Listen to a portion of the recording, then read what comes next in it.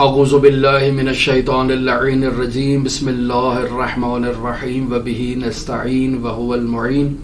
رؤیت ہلال کے حوالے سے ہماری آپ کے ساتھ گفتگو جاری ہے۔ ہم نے آپ کی خدمت میں اقتران کو بیان کیا اور آج ہم آپ کی خدمت میں ایک اور نجومی اصطلاح کو بیان کرنا چاہ رہے ہیں کہ جسے محاق کہا جاتا ہے۔ آپ نے اگر نہیں سنا تو فقہا میں یہ گفتگو زیر بحث آتی ہے کہ جب چاند محاق سے باہر نکلے تو اسے شکار کیا جائے۔ یہ اصطلاح فقہا کی گفتگو میں قابل ذکر ہے۔ محاق کسے کہتے ہیں؟ قمری مہینے کی آخری 2-3 راتوں کو جب چاند کی ایک ایسی کنڈیشن ہوتی ہے کہ وہ قابل رؤیت نہ ہو تو اس کنڈیشن کو محاق کہا جاتا ہے۔ اس حالت کو محاق کہتے ہیں، یعنی چاند قابل رؤیت نہیں ہے۔ اب اس کنڈیشن سے، اس حالت سے جب وہ باہر نکلے گا تو رؤیت کی طرف آئے گا۔ تو اب اس حالت میں چاند کو شکار کرنا ہے، یعنی زمین سے جو چاند کو دیکھنے والا ہے شخص ناظر ہے، اس ناظر کو چاند اس محاق کی حالت میں نظر نہیں آئے گا، چونکہ بالکل تاریک ہے۔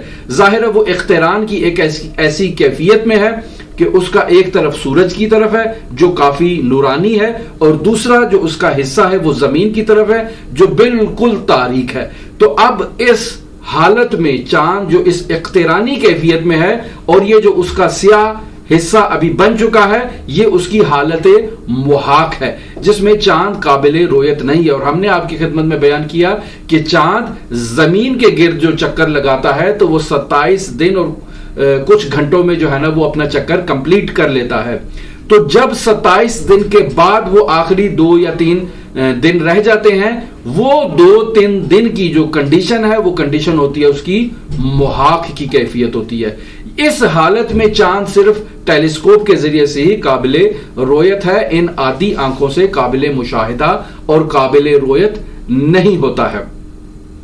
حالت محاق کی وجہ چاند کا سورج اور زمین کے درمیان واقع ہونا ہے اور یہ ہم آپ کی خدمت میں بیان کر چکے ہیں۔ پھر جب چاند حالت اجتماع سے خارج ہوتا ہے تو پھر اسے چشمے غیر مسلح سے نہیں دیکھا جا سکتا، صرف اور صرف ٹیلیسکوپ ہی ہماری مدد کر سکتا ہے اسے شکار کرنے میں۔ پس محل اجتماع ایک معین فاصلے تک جب چاند اس سے نکل کر پہنچتا ہے تو اب ہماری عادی آنکھوں سے ہم اسے دیکھ سکتے ہیں۔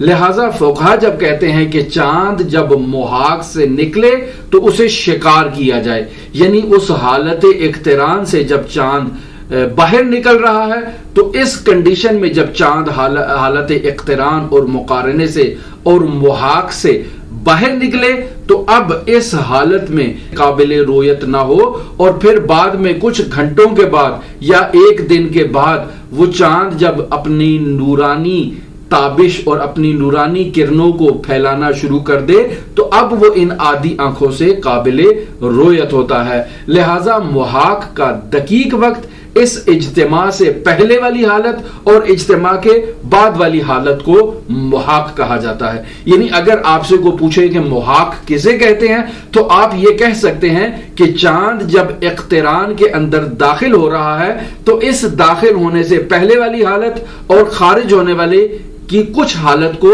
اس درمیانی پیریڈ کو محاق کہا جاتا ہے۔ یہ ایک نجومی اصطلاح ہے جو باقاعدہ طور پر اس چاند کے رؤیت کے مسائل کے اندر قابل بحث ہوتی ہے۔ ہمارے ساتھ رہیے گا، ہماری آپ کے ساتھ گفتگو رؤیت ہلال کے بارے میں جاری ہے۔ اللہم صلی علی محمد و آل محمد وعجل فرج قائم آل محمد۔